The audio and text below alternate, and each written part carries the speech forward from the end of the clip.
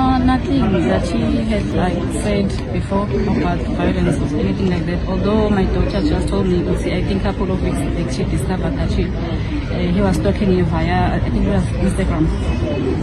So I think it was probably 3 weeks back.